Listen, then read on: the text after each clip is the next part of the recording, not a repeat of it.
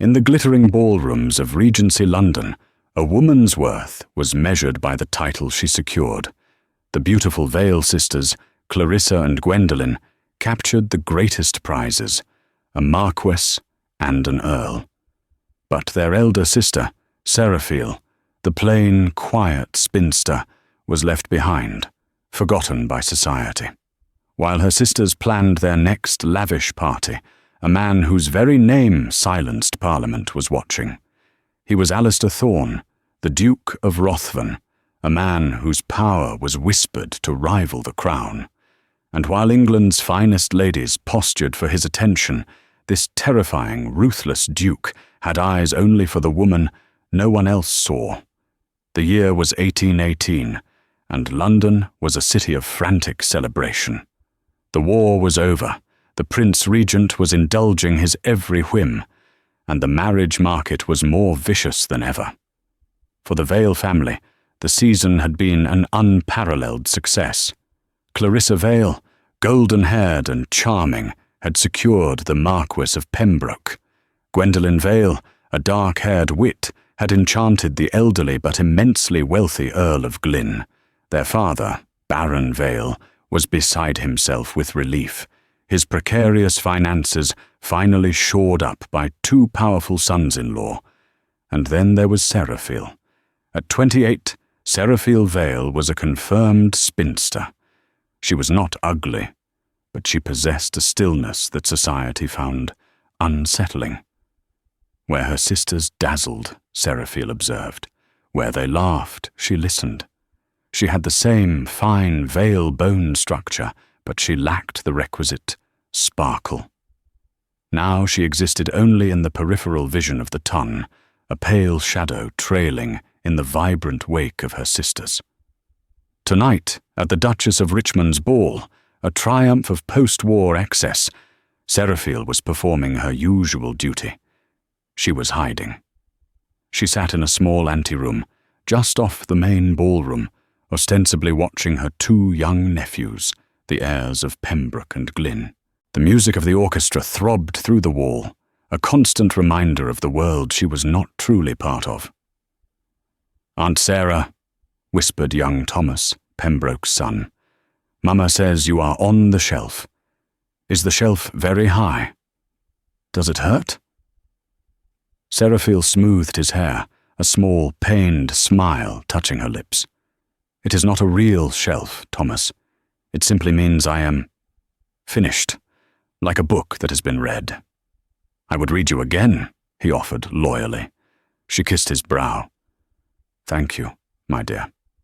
A sudden, palpable hush fell over the ballroom. It was not the silence of an orchestra resting. It was the abrupt cessation of hundreds of conversations, the laughter, the flirting, the gossip. It all died, choked off in an instant. Seraphiel rose, drawn by the sudden vacuum of sound. She peered through the crack in the door. He had arrived. Alistair Thorne, the Duke of Ruthven. He was not a man who entered a room. He was a man who conquered it. He was tall, impossibly so, with a severe, unyielding presence that seemed to suck the very warmth from the air. His black hair was unpowdered, his coat cut with brutal simplicity, devoid of the era's foppish adornments. He was the Wolf of the North. The whispers about him were legion. They said he had consorted with French spies during the war, playing both sides. They said his vast, ill-gotten fortune came from smuggling and wrecking. They said he held the debts of half the men in the House of Lords and could shatter the government with a single word. He was feared, he was loathed, and he was, by virtue of his title and power, the single most eligible bachelor in England. He moved through the parted sea of guests, his gaze fixed forward. Debutantes wilted, their mothers' smiles frozen into masks of terror and avarice. He barely acknowledged the bowing regent. Seraphiel watched, fascinated and repulsed. He was a creature of pure, predatory power.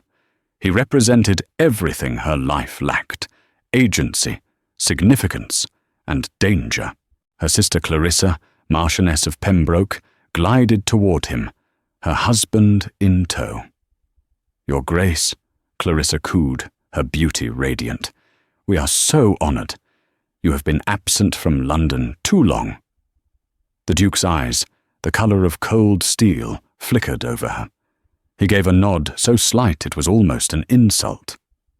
"Marchioness?" He did not stop. He continued his path, ignoring the politicians and the beauties, walking directly toward the edge of the ballroom. Seraphiel realized with a jolt of panic that he was heading for her anteroom. She pulled back, her heart hammering. The door swung open. The Duke of Ruthven filled the doorway, blocking the light and sound from the ball. His gaze swept the room, landing first on the two small boys, then, finally, on her. Seraphiel curtsied automatically, her body trembling. "Your Grace." He said nothing. He simply looked at her. It was not the dismissive glance she usually received. It was an assessment. He studied her plain grey gown, her steady hands, her unflinching, though terrified gaze. It felt as if he were cataloguing her, weighing her worth on a scale only he possessed. Young Thomas, blissfully unaware of the danger, tugged on the Duke's coat. "Sir, are you a wolf?" Alistair Thorne looked down. The hard line of his mouth did not soften. "Sometimes." He looked back at Seraphiel. He seemed to take in the book on the chair, the glass of water she'd fetched for the children, the quiet, orderly space she had created amid the chaos. After a silence that lasted an eternity, he gave another of his curt nods. And then, as silently as he had arrived, he was gone. Seraph Bushy. "Mamma, that man was scary." "Yes," Seraphiel breathed, her hand over her heart. "He was." She watched him from the shadows for the rest of the night. He did not dance. He did not speak. He merely stood near a pillar, a dark sentinel, and every person in that room was aware of his presence. But what unsettled Seraphiel most, what made her skin crawl, was that on 3 separate occasions she looked up and found him staring. Not at the dazzling Clarissa, not at the witty Gwendolen, but at her, the forgotten spinster in the anteroom. 3 days later, the encounter at the ball had already been relegated in Seraphiel's mind to a bizarre fever dream. She was back in her family's modest town home on Brook Street, a house that felt increasingly empty now that her sisters were gone. Her father, Baron Vale, was in his study, likely fretting over his accounts.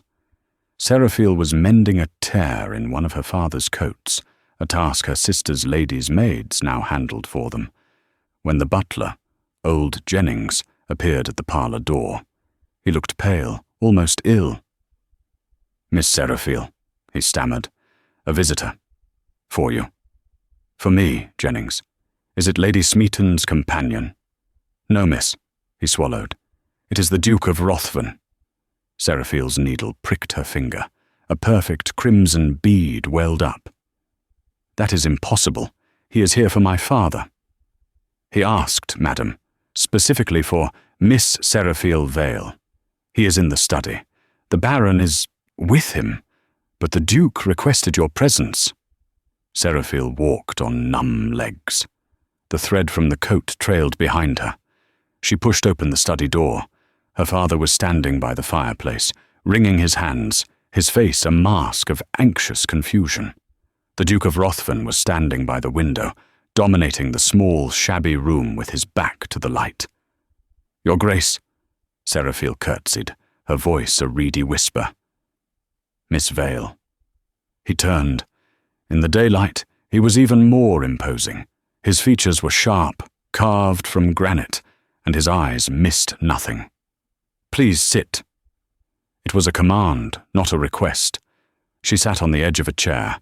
Her father remained standing, shifting nervously. The Duke dispensed with all pleasantries. "I have, for the last year, been in search of a wife. It is a tedious necessity."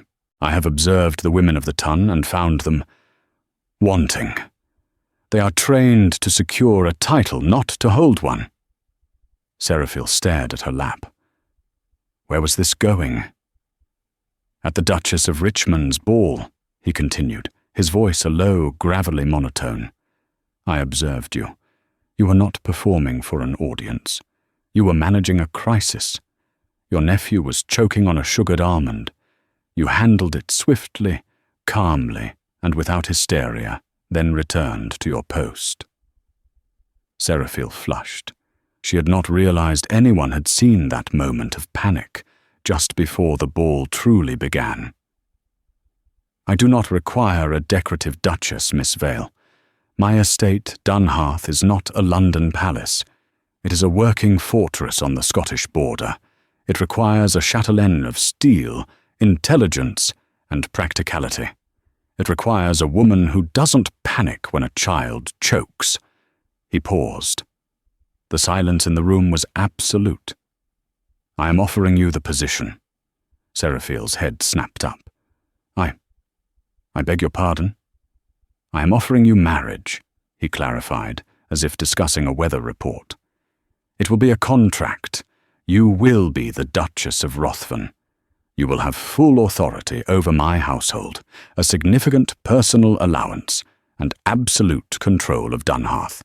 In return, I require your loyalty, your discretion, and one heir.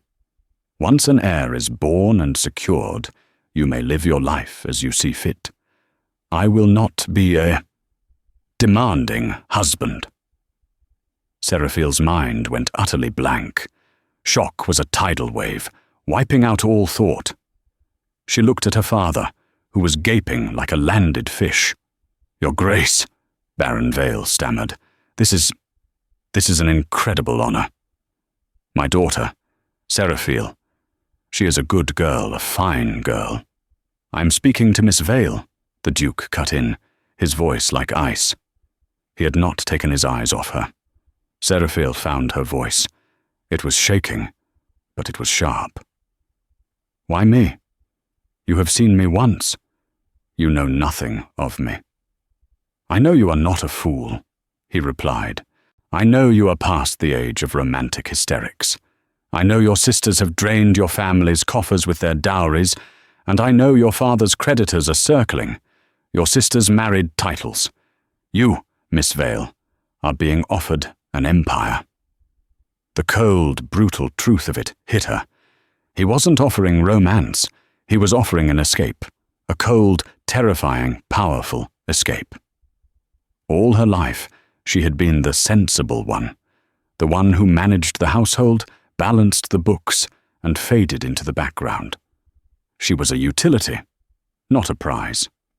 And here was the most powerful man in England, recognizing her only for that utility. It was the most profound insult and the most staggering compliment she had ever received. She should have felt grateful. She should have felt faint with relief. Instead, she felt a sudden, white-hot spike of rage. She stood up. Your Grace, I am not a broodmare to be purchased, nor am I a housekeeper in need of a position. Baron Vale made a choked sound. Seraphiel, apologize. You speak of a contract, she continued, her voice gaining strength. But you have omitted the one thing that even a practical woman requires, respect. You have observed me as you would a horse you intend to buy. You have assessed my stock and my temperament, and found them suitable for your fortress.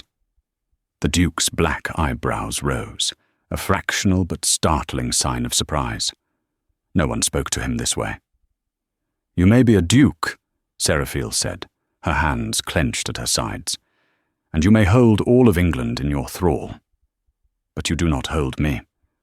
I must respectfully decline your most practical offer. She curtsied, turned on her heel, and walked out of the room, leaving behind a silence more profound than the one that had met his arrival at the ball. Seraphiel spent the next 12 hours in a state of suspended terror, Her father had not spoken to her since the Duke's departure. He had simply stared at the closed door, his face ashen, and retreated to his study with a bottle of brandy. Seraphiel knew what she had done. She had not just refused a duke, she had refused the Wolf of the North. Such men didn't tolerate refusal. She expected ruin. A carriage to be overturned, her father to be thrown into debtor's prison. But the next day, the only thing that arrived was a letter. It was not from the Duke. It was from her brother-in-law, the Marquess of Pembroke. She read it in the cold morning parlour. My dear Seraphiel, Clarissa and I have been most concerned for your future. It is clear that another season in London is fruitless. Therefore, I have taken the liberty of securing a position for you. My great-aunt, the Dowager Lady Smeaton, requires a new companion in Bath. Her health is frail, and her temper particular. You will be well cared for, of course. A modest stipend will be provided.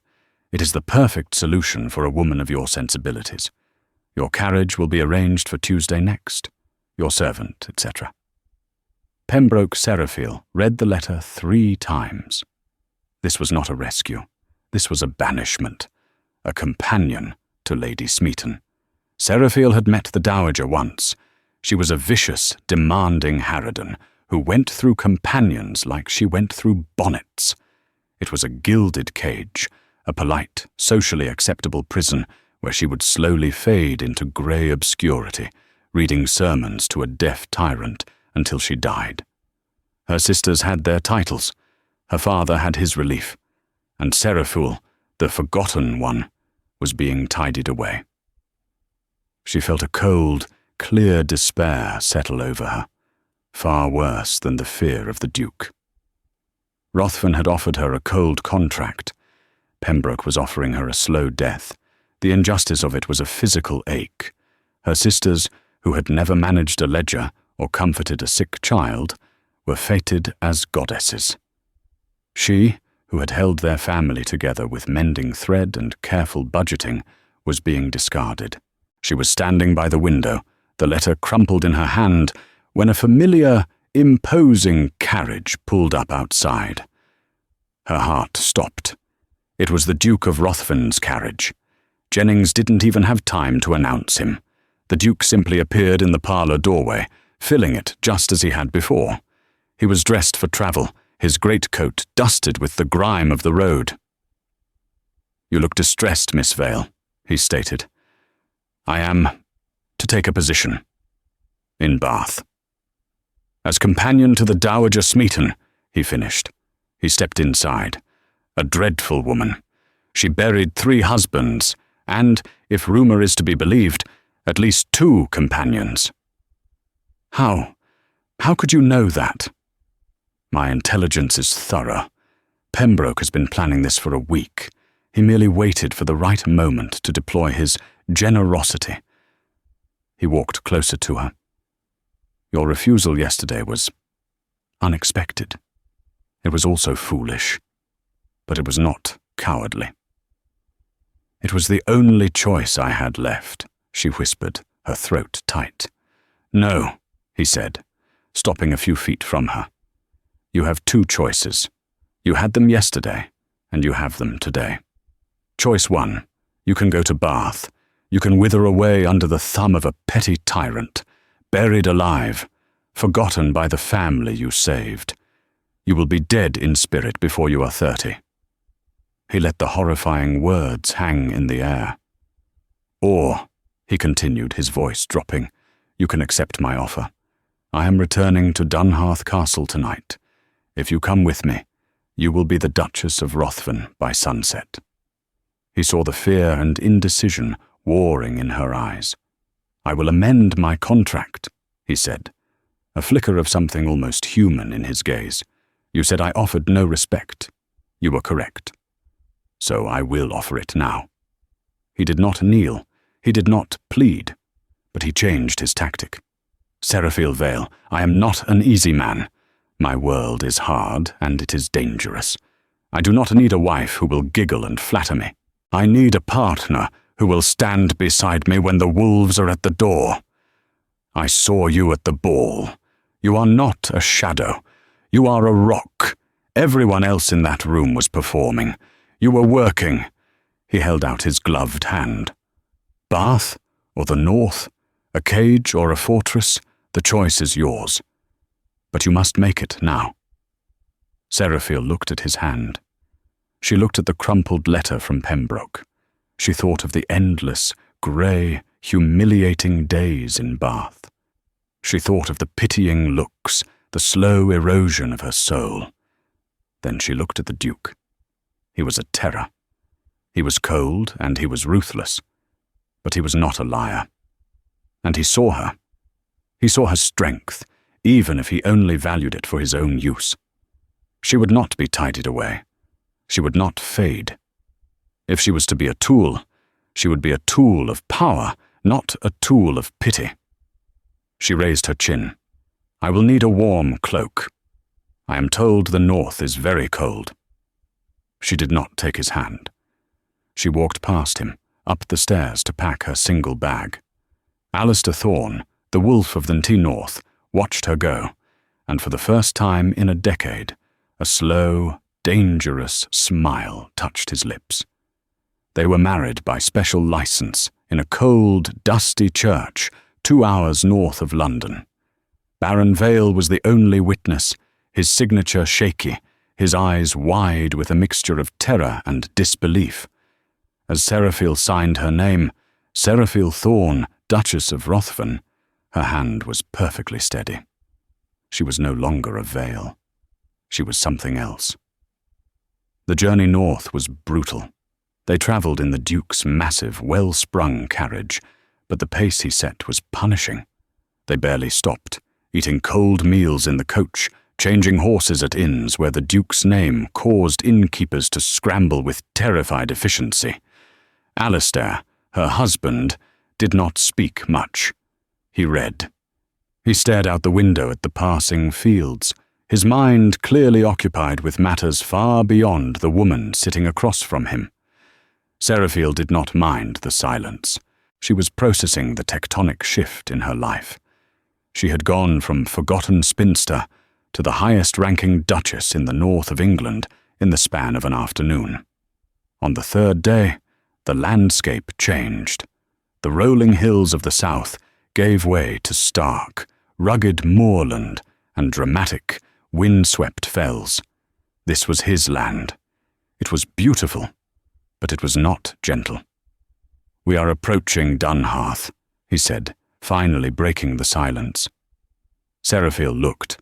She had been expecting a grand house, something like Pembroke's sprawling, elegant estate. What she saw was a monster. Dunharth Castle did not sit on the landscape. It erupted from it. It was a fortress of black, imposing stone, perched on a cliff overlooking the churning grey of the North Sea. It was ancient, Norman, and utterly terrifying. It was a statement of power, not of comfort. The carriage clattered over a drawbridge and into a vast courtyard. Servants lined the entrance, but they were not the powdered footmen of London. These were hard, stern-looking men and women. A woman who seemed carved from the same stone as the castle stepped forward. She was elderly, dressed in black bombazine, and her eyes were as cold as the Duke's. "Your Grace," she said to Alistair, ignoring Seraphiel completely. "The wool tariffs are in. Mr. Harding is waiting in your study." "In a moment, Mrs. Morpeth," Alistair said. He turned to Seraphiel and gestured to the woman. "This is Mrs. Morpeth, my housekeeper. She has run Dunharth for 30 years. He then looked at the housekeeper. "This is the Duchess. She is your mistress now." Mrs. Morpeth's eyes flickered to Seraphiel. It was a look of profound, undisguised contempt. A London mouse, a pale spinster. She gave a curtsy so stiff it was an insult. "Your Grace." "My lady," Seraphiel corrected her, her voice quiet but clear. "If you please." The woman's eyes narrowed. "Show the Duchess to her chambers," Alistair commanded, "and deliver the household ledgers to her private study within the hour." He then turned, without another word, to Seraphiel and strode into the castle, leaving her alone on the stone steps with her new, formidable antagonist. The Duchess's chambers were vast, cold, and dark. A fire had been lit, but it did little to combat the chill seeping from the stone walls. The furniture was heavy, dark oak, carved 100 years ago. This was a king's chamber, not a bride's. An hour later, as promised, Mrs. Morpeth arrived. She did not bring the ledgers. "His Grace is mistaken," the housekeeper said, standing in the doorway, refusing to enter fully. "The ledgers are my domain. I have always managed the books of Dunhearth." "And now I will," Seraphiel said, turning from the window. "With respect, Your Grace, you are not equipped for it. This is not a London townhouse. We manage 3 villages, a fleet of fishing boats, 2,000 acres of sheep pasture, and the accounts for the mines. It is complex." "I am well aware of my husband's holdings, Mrs. Morpeth," Seraphiel lied coolly. "Please bring the ledgers, and send a maid to build up this fire. The room is uninhabitable." Mrs. Morpeth stared, her authority challenged for the first time in decades. She was testing the new Duchess, expecting her to crumble. Seraphiel merely met her gaze. "Now, if you please." The housekeeper flinched, as if struck. She curtsied again, deeper this time, and left. When the ledgers arrived, Seraphiel understood the woman's resistance. There were 12 of them. She opened the most recent one, and her blood ran cold. She had managed her father's meagre accounts for years. She knew numbers. These numbers were horrifying. The Duke of Ruthven, the man whose power England feared, was on the brink of financial ruin. The columns were filled with red ink, debts to banks she had never heard of, mortgages on farms, payments for ships that, according to notes in the margins, had been lost at sea. The previous Duke, Alistair's father, had been a degenerate gambler, and Alistair had inherited a title drowning in debt. The Wolf of the North wasn't powerful because he was rich. He was feared because he was desperate, and he had married her, a spinster with no dowry, to run his house while he fought to save it. That night, they dined in a cavernous hall. The Duke sat at one end of the long table, Seraphiel at the other. "The castle is magnificent," she said, her voice echoing in the rafters. "It is cold," he replied, not looking up from his plate. "The ledgers are informative." This made him look up. His eyes narrowed. "They are. You are remarkably poor for a man so feared," Seraphiel stated. The Duke put down his fork. He rose from his chair, walked the length of the table, and pulled out the chair beside her. He sat, so close she could feel the cold radiating from him. "You are as astute as I had hoped," he said, his voice a low growl. "My father left me a hollow crown. The Tun believes I am a Croesus. In reality, I am a man on a wire. The power they fear is my network. I have built a shipping and trade consortium from my father's scraps. It rivals the East India Company in its efficiency and, shall we say, its aggression. I control the wool trade in the north and the shipping lanes from Bristol. I am feared by the men who truly run England, the bankers, the merchants, the investors." "Like my brothers-in-law," Seraphiel breathed, understanding. "Pembroke and Glyn were heavily invested in the East India Company." "Precisely," Alistair said. "They see me not as a fellow peer, but as a low-born tradesman who has usurped their territory. They are trying to destroy me." "And you married me," Seraphiel said, the pieces clicking into place.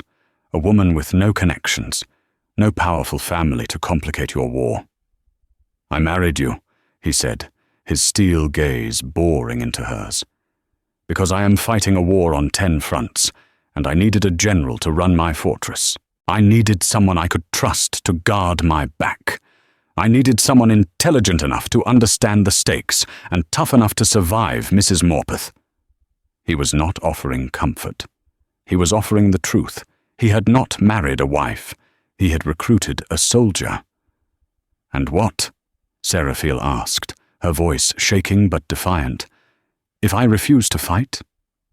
"Then you will be the duchess of a ruined house," he said simply. "You will be poorer than you were on Brook Street, and your brothers-in-law who cast you out will have won. They will have destroyed us both." He stood. "Welcome to Dunhearth, Your Grace." Seraphiel did not sleep that night. She sat in her study, the ledgers spread before her, a fire roaring in the hearth. She was not afraid. She was furious. She had been used, bartered, and discarded by her family. Now she discovered she had been bound to a man who was as desperate as her father, albeit on a much grander scale. Her brothers-in-law, Pembroke and Glynn, were not just snobs. They were her husband's active enemies. They had tried to banish her to Bath, all while trying to bankrupt the man who would, by chance, become her husband. She was trapped.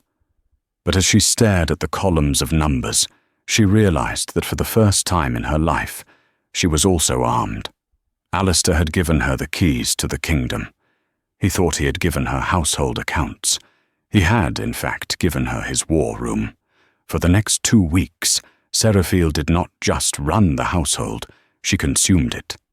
She ignored Mrs. Morpeth's simmering resentment. She learned the tenants' names, the yield of the farms, the routes of the fishing boats. She was polite, she was quiet, and she was everywhere. The servants, who had expected a frail London doll, did not know what to make of her. She spoke softly, but she noticed everything. She noticed the short waits in the grain deliveries. She noticed the padded accounts from the stables.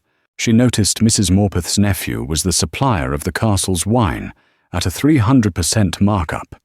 She did not confront. She merely adjusted. She changed suppliers. She renegotiated contracts. She moved the lost funds back into the main accounts. Within a fortnight, she had stemmed the bleeding of the estate. Mrs. Morpeth watched, her face like thunder, but she could not fault the logic. The new Duchess was saving them money. But Seraphiel's true focus was on the Duke's private ledgers, the ones detailing his shipping consortium. Alistair remained distant. He was a phantom in his own home, locked in his study, taking meetings with rough-looking sea captains and grim-faced miners. He left her to her domain, just as he'd promised. He did not know she was now mapping his empire. She found the problem.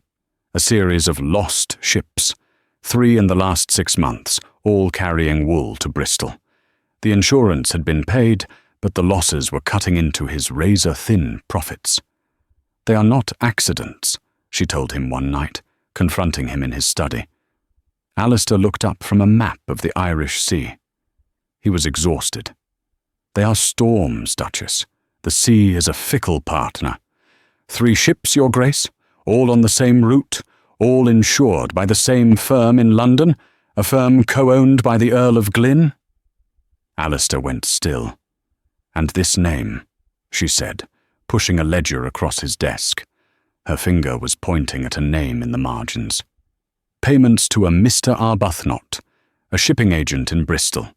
He's listed as your contact, but he is also the man who handles all of Lord Pembroke's West Country imports. He is being paid by both of you." Alistair's face darkened. "He is playing both sides." "Worse," Seraphiel said. "Your ships are lost, but Pembroke's ships, using the same agent and the same routes, arrive perfectly on time, carrying wool he purchased at a discount from your competitors. Competitors who only seem to have sprung up this year." The Duke rose slowly, his sheer size filling the room. He looked at the quiet woman in the grey dress, the forgotten spinster who had just unravelled a conspiracy that his own men had missed. Pembroke is not just competing, Alistair said, his voice a low, lethal vibration. He is colluding. He is using Arbuthnot to sabotage my ships, buying up my routes, and using Glyn's bank to choke my insurance. They intend to ruin you completely, Seraphiel finished. They think you are a brute, Your Grace. They do not think you are intelligent, and they certainly did not account for me. For the first time, Alistair Thorne looked at his wife with something other than calculation. It was a raw, stark admiration. "What do you suggest, Duchess?" This was her moment. "They believe you are a wolf," Seraphiel said, her hands flat on the desk. "It is time to show them why. You have been fighting a war of defense. We are going to launch an attack. Mr. Arbuthnot, the man in the middle, is our weak point. We will not expose him. We will use him." "How?" "You will feed him false information. You will lease a new ship, a decoy, and fill it with low-grade damaged wool. You will let Arbuthnot know it is your most valuable shipment of the year. You will let him insure it with Glyn's bank for a ruinous sum. When Pembroke's saboteurs inevitably scuttle it, they will be celebrated. And I will be ruined," Alistair said. "No," Seraphiel said, her eyes glittering, "because your real shipment, on 3 smaller, faster ships, will have left a week prior, using a route I have mapped along the Welsh coast, disguised as simple fishing vessels. They will arrive in Bristol, sell the wool at triple the price, as Pembroke's scheme has created a shortage, and the funds will be secure in a bank in York before Glyn even knows his decoy has sunk." Alistair stared at her. "That is devious." "Yes," Seraphiel said. "And that is not all. When Glyn's bank moves to seize your assets for the lost decoy, they will find your accounts empty, the money already reinvested. But we will move to buy the outstanding debt on Pembroke's shipping company, the one he bought with his wife's dowry." "He will be bankrupt," Alistair breathed. "He will be at your mercy," Seraphiel corrected. "The very man who tried to send me to Bath as a companion will be required to ask me for terms."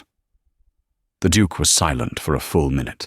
He circled the desk, never taking his eyes from her. He stopped in front of her. He was a dangerous man.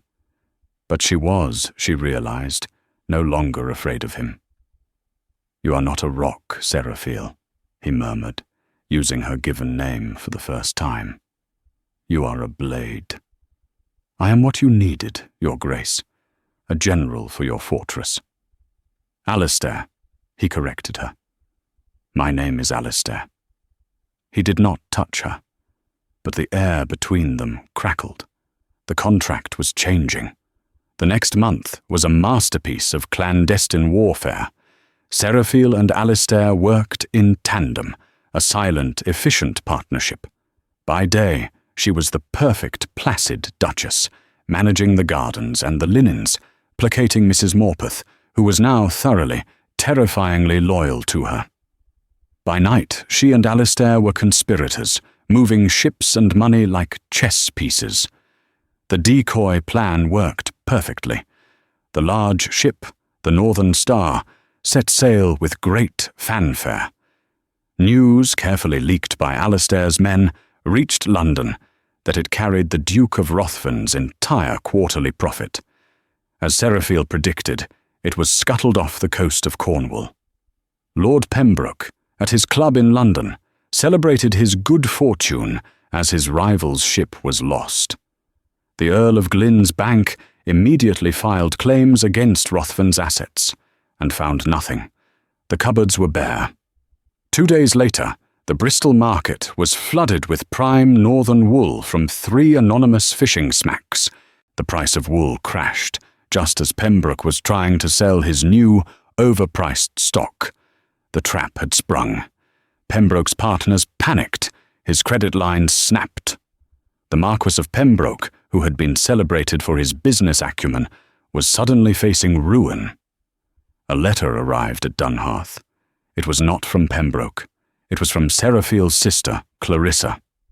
Dearest Sarah, I know we have been distant, but a terrible thing has happened. Pembroke is distressed. He has been attacked, you see, by forces.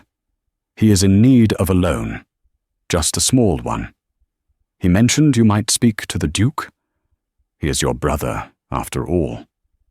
Seraphiel read the letter, her face impassive. She handed it to Alistair. He is using your sister, Alistair said, his voice flat. Yes, Seraphiel said. He believes I am still the soft, forgotten spinster. He thinks I will weep for my sister's plight. Will you? He asked. Clarissa stood by and watched as he banished me to Bath. She was relieved to have me gone. She is not my sister. She is his wife. Seraphiel picked up a pen. It is time to return to London. I believe my brother-in-law wishes to negotiate. Their return to the capital was not like their departure. They arrived not as a mismatched, newlywed couple, but as a power. When their carriage, bearing the full Ruthven crest, arrived at their London townhouse, the Tun took notice. The Duke was still the wolf, but now the spinster Duchess was at his side. And she, they whispered, was stranger than he was. She was quiet, she was plain, but she ran his empire.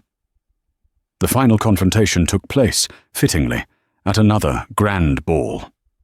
Pembroke and Glyn found them by the terrace. They were not the smug, confident men of a few months ago. They were pale, their eyes haunted.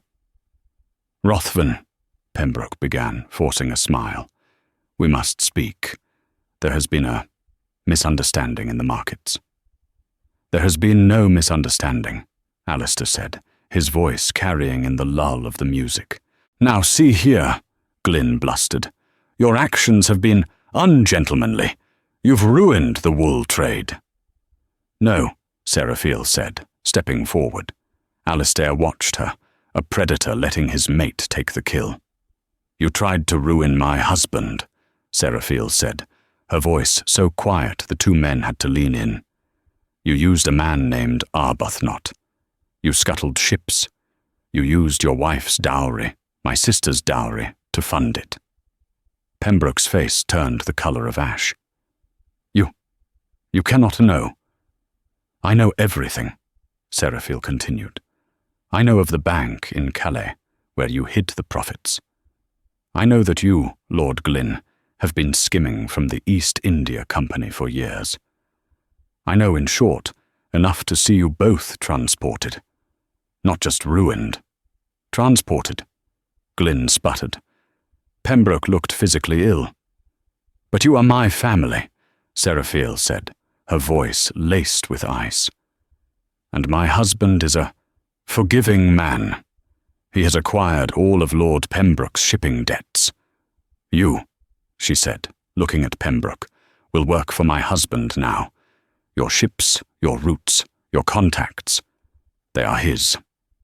And you, she said, turning to the elderly, trembling Glyn, you will ensure that all claims against my husband's estate are publicly withdrawn, with an apology. You will state the lost ships were a banking error. This is blackmail, Pembroke hissed. No, Seraphiel replied. This is a contract. You see, I am very familiar with them. You are a marchioness and an earl. You will keep your titles. But your power is mine. The two most arrogant men in London stood defeated, not by the feared Duke, but by the spinster they had tossed aside. They nodded, turned, and fled. Seraphiel turned back to the ballroom. Alistair was watching her, his face unreadable. You were, he said, magnificent. They started the war, she said. I merely finished it. She looked at her sisters across the room. Clarissa and Gwendolen were watching, their faces a mask of confusion, jealousy, and a new, startling emotion. Fear. They had married for status. Seraphiel, the forgotten one, had married for power, and she had just proven she knew how to use it.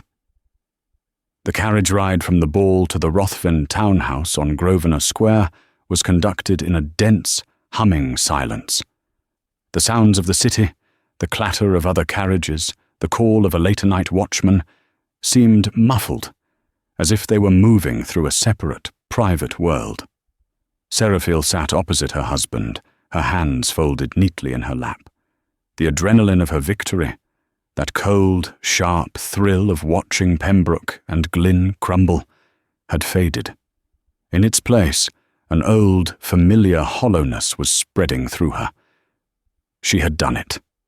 She had been the perfect general. She had secured his fortress, vanquished his enemies, and restored his finances. She had proven her utility. The contract was, by any measure, fulfilled. The carriage stopped. The footman opened the door, and Alistair descended, turning to offer her his hand.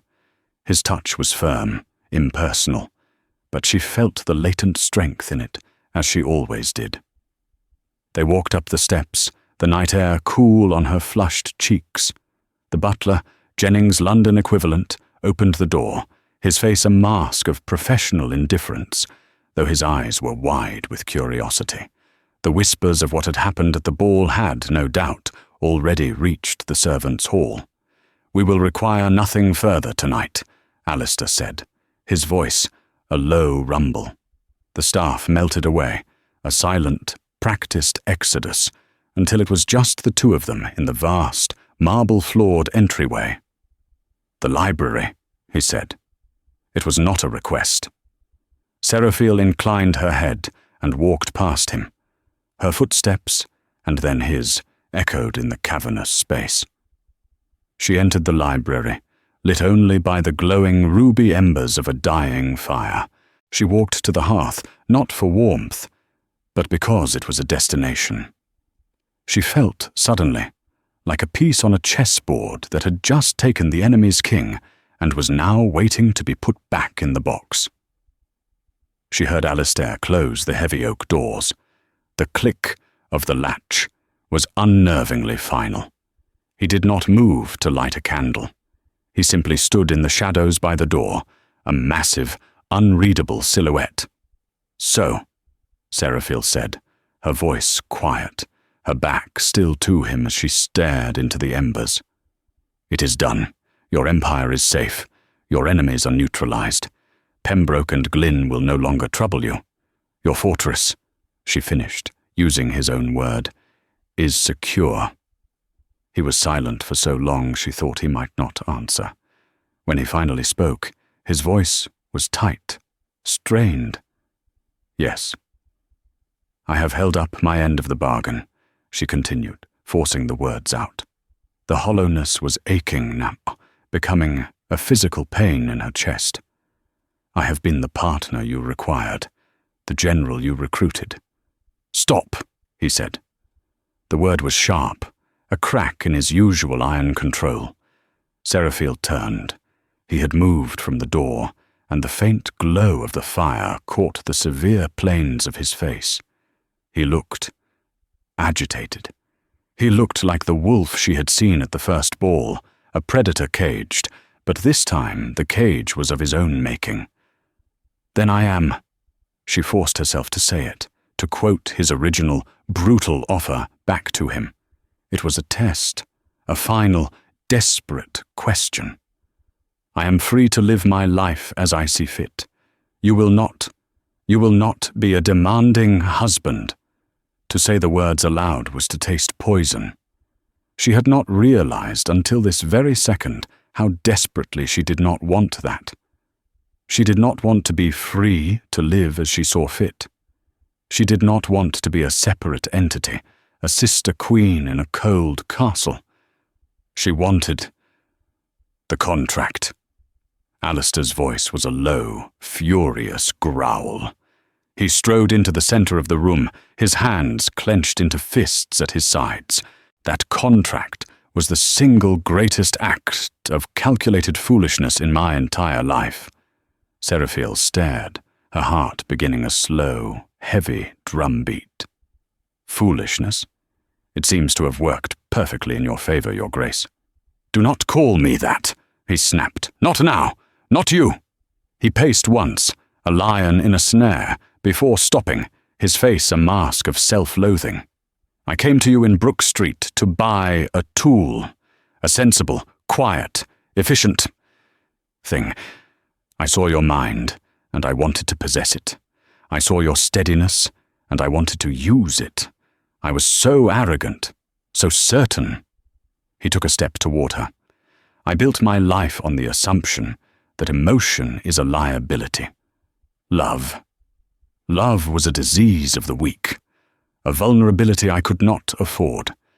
It was the currency of your sisters, a performance for fools. My world was one of numbers, and ships and cold, hard power. My heart, he said, tapping his chest with a rigid finger, was a fortress, more impregnable than Dunhearth. And I let you in, Seraphiel. I gave you the keys. I gave you the ledgers, and I thought, she will manage my household. I did not expect you to manage me. He was closer now. She could feel the heat radiating from him, the sheer, banked intensity he always held in check. I watched you, he continued, his voice dropping, becoming rough with an emotion she could not name. I would see you across the hall at Dunhearth. You would be staring into the fire, and I knew you weren't thinking of bonnets, or parties, or gossip. You were moving ships in your mind. You were calculating tonnage. You were mapping coastlines. And God help me, I found myself utterly, hopelessly, fascinated. Alistair, she whispered, her hands trembling. Tonight, he said, ignoring her. Tonight, when you stood before Pembroke and Glynn, I watched you. You were not a spinster. You were not even a duchess. You were a queen. You were a lioness, and they were jackals at your feet. You held their lives, their fortunes, their very names in the palm of your hand, and you were beautiful. You were the most terrifying, magnificent thing I have ever seen. He stopped, barely a foot from her, the firelight carved shadows under his brow, making his eyes glow with a fierce, burning light. They knelt, he said, his voice raw. In their minds, Pembroke and Glynn knelt before you. They knelt, as all of London does before me, in fear. They see your power, and they grovel. He looked at her, and the raw, unguarded sincerity in his gaze was a physical blow. It was an expression of such vulnerability that it terrified her more than his rage ever had. But I see you. And then, Alistair Thorne, the Duke of Rothven, the Wolf of the North, the man whose power silenced Parliament and made bankers tremble, did the one thing that all of England would have sworn was impossible. He sank to one knee. The sound was shocking in the silent room, the scrape of his leather boot on the hardwood floor, the soft thud as his knee met the Persian rug. Seraphiel gasped, her hand flying to her mouth. She stumbled back a step. This was not real. This was a hallucination. Men like Alistair Thorne did not kneel, not for the regent, not for God. He did not bow his head. He looked up at her, his gaze locking with hers, holding her captive. He reached out and took her hand. Not in greeting, not in partnership. He took it in supplication. I kneel for you, Seraphiel, he murmured, his voice thick. Not as a subject to a queen, not as a vanquished foe. I kneel as a man who has finally understood. He lifted her hand, the hand that had balanced ledgers, mended coats, and saved his life, and he pressed his lips to her knuckles. It was not a courtly brush of skin. It was a brand. That contract is void, he declared, his eyes still fixed on hers. It is ash. I am here to offer a new one. I am offering you my name, Not as a title, but as a shield. I am offering you my fortune, not as an allowance, but as your own. And I am offering you my heart, not as a prize, not as a contractual obligation, but as your absolute property, to command, to keep, or to destroy. Tears, hot and sudden, welled in Seraphiel's eyes. She, who never cried, the forgotten, sensible spinster. "I love you," he said. The words were torn from him, a confession from a man who had never confessed a thing. "I love your mind, I love your steel, and I love the quiet, unshakable courage that you have hidden from the world. I love you, and I will not have an empire. I will not have a life, unless you are at the center of it, not as my general, but as my wife, my everything." Seraphiel looked down at the dark, proud head of this impossible, powerful man. Her sisters had wed nobles. They had grand titles and fawning husbands who had given them jewels and pin money, husbands who would never, in 1,000 years, show them this kind of raw, devastating honesty. A tear escaped, tracking down her cheek. The ice that had encased her heart for a decade, the practical, sensible ice of the overlooked, finally cracked. "Get up, Alistair," she whispered, her voice choked. He looked up, his expression wary, bracing for the rejection he so clearly expected. "Get up," she commanded, her voice gaining strength. She tugged on his hand. "You will not kneel to me.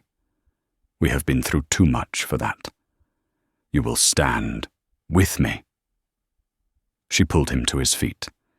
He rose, never letting go of her hand, and came up in a single, fluid motion, pulling her flush against his chest. He was not the Duke anymore. He was not the wolf. He was Alistair, and he was hers. He framed her face with his hands, his thumbs wiping away her tears. "Seraphiel," he breathed, as if her name were a prayer.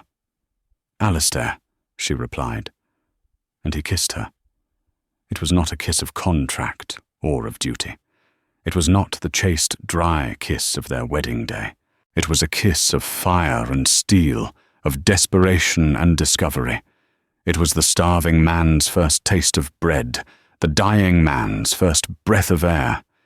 It was all the unsaid words, all the silent nights of work, all the shared glances over ledgers and maps. It was a promise, a claim, and a surrender, all in one. He poured all of his long-held-back loneliness into it, and she met him with all of her long-suppressed passion. Her sisters had their fawning nobles, but she, the forgotten spinster, held the heart of the wolf, and in his arms she was not just seen. She was, at long last, truly, incandescently, adored. Thank you for joining us for this story. Seraphiel Vale was a woman society deemed finished, a shadow left behind by her more dazzling sisters. But true worth is never determined by the loud opinions of a ballroom. It is forged in quiet intelligence, resilience, and the strength to see the world as it is, not as others wish it to be. While her sisters married for decoration, Seraphiel found a partnership built on something far stronger: mutual respect. The Duke was feared by all, but he was wise enough to recognize the power in the one person nobody else bothered to look at. If you were moved by Seraphiel and Alistair's story, and if you believe in the power of hidden strength, please show your support. Hit the like button, share this video with someone else who loves a story where the overlooked finally triumph, and be sure to subscribe to our channel. We have so many more stories of historical drama and unexpected romance waiting for you. Click that bell icon so you never miss an update. Thank you for listening.